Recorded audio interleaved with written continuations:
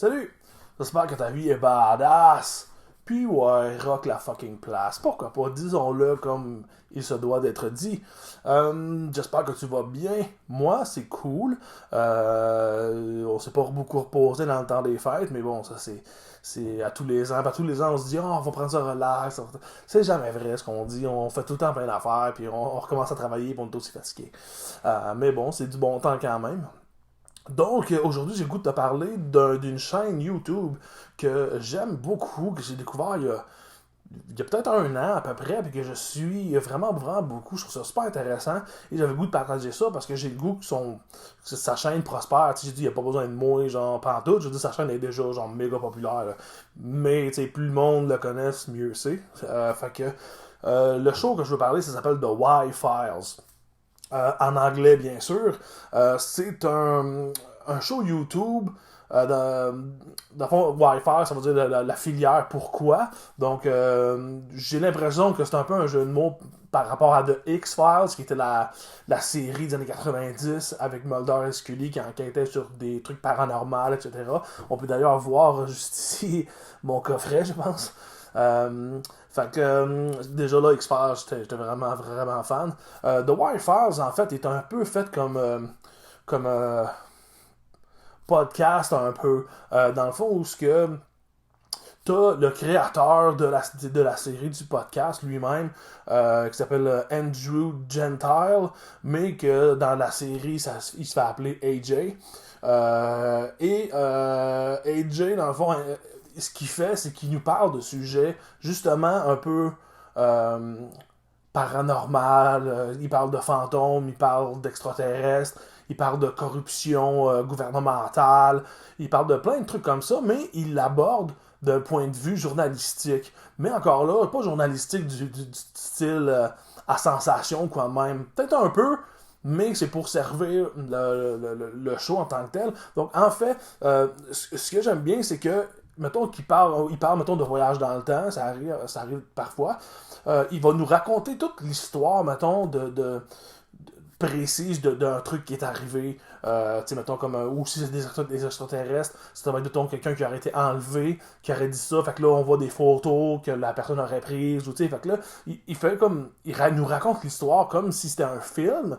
Fait que, il y a beaucoup d'intonations, il y a beaucoup de coolitude dans la façon qu'il explique le truc. Fait que t'embarques dans son histoire, qui est supposément la vraie histoire. Puis lorsqu'il arrive vers la fin, il y a tout le temps un segment qui fait comme, ok, c'était une très très belle histoire, c'était vrai.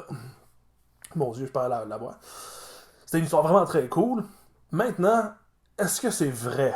Et là, cette partie du show-là fait comme un peu débunker les histoires, mettons, il fait comme, ok, bon, ben, cette histoire de voyage dans le temps-là, ben, on avait cette photo-là, ben, si on regarde sur la photo, il y a comme telle affaire, fait que ça a été prouvé que c'est pas vrai ou quoi de même, mais il laisse la place également à des histoires qui peut pas débunker, qui peut pas dire, ça n'est pas vrai, parce qu'on n'a pas de preuves pour le débunker, pour dire que c'est pas vrai. Fait que, tu sais, ce que j'aime, c'est qu'il se décrit lui-même comme étant un sceptique. Sceptique?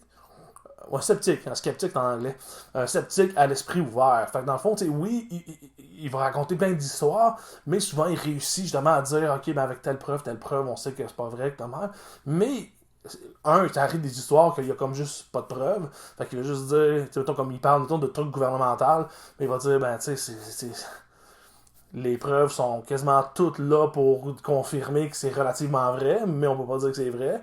Ou des trucs qu'on a juste pas la réponse. Des fois, il parle d'effets scientifiques, physiques. Comme le premier épisode que j'ai écouté de lui, c'était sur la théorie de la simulation. On n'a aucune façon de prouver. On sait pas si c'est vrai de toute façon. Mais bien qu'il débunke pas l'histoire, il va comme quand même dire que c'est important de penser à des trucs comme ça pour trouver la vérité, pour répondre à nos questions. Puis même, tu sais, les trucs, surtout en science, les trucs qui sont catégorisés par la majorité des scientifiques comme faux, complètement faux, impossible, ben, des fois, ce qui est faux devient vrai avec le temps, avec les découvertes qu'on fait de plus. Il y a tellement de choses dans le passé que la masse scientifique disait que c'était impossible et que c'était pas vrai. Ben, avec le temps et avec nos découvertes, on a vu que finalement, ben, c'était exactement ça.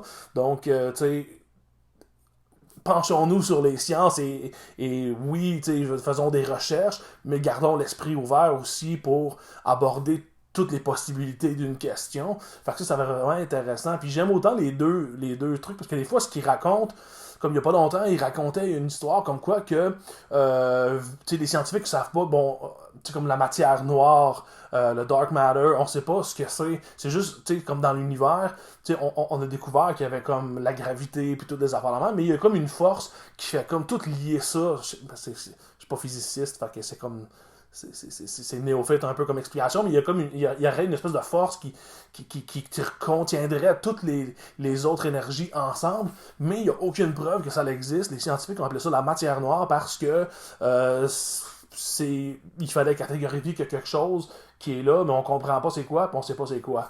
Fait que dans le fond, lui il en parle des fois de ça, mais à un moment donné, il y avait comme un épisode qui parlait que l'univers serait électrique, puis qu'il y aurait que tout ce qui serait ensemble, ça serait l'électricité, puis etc. Puis il donne plein de faits, genre super intéressants. Puis là même on se dit, crème, c'est bien fun, c'est vraiment cool. Puis à la fin il arrive, fait comme, ben tu sais, malheureusement c'est pas possible à cause de telle histoire. Puis là tu fais comme, oh, ok.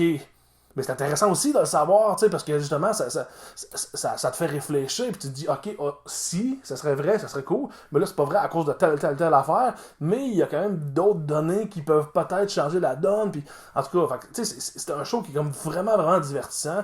Un truc que j'ai pas dit, bien sûr, pas encore, mais dans le fond, c'est que AJ est comme devant la caméra puis il nous parle, mais il y a une espèce de petit acolyte qui est un petit poisson dans un bocal, qui a souvent une espèce de chapeau là, comment on appelle ça, en aluminium, genre, pour les gens qui sont très gouvernement species, pas species, mais tu sais, genre gouvernement conspiration, puis tu sais, comme les rayons, faut pas qu'ils me pognent la tête, ils vont mélanger mon cerveau, quand même.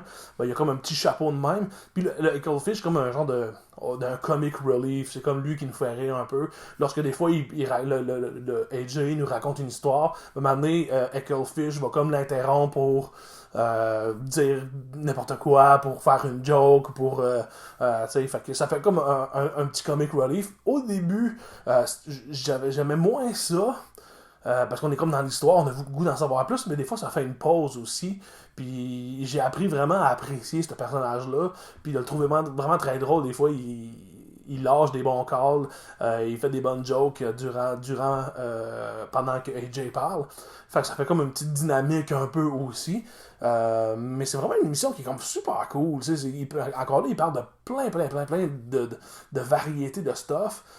Au début, ces émissions, parce qu'à la fois avec mon amoureuse, quand j'avais fait découvrir le Wi-Fi, on a pris la décision genre de repartir du début de sa chaîne puis de les écouter un par un jusqu'au plus récent. Moi, ce que je faisais, c'est que je les écoutais aléatoirement. J'en prenais un puis je l'écoutais. Là, on a vraiment suivi. On est presque rendu à la fin, justement.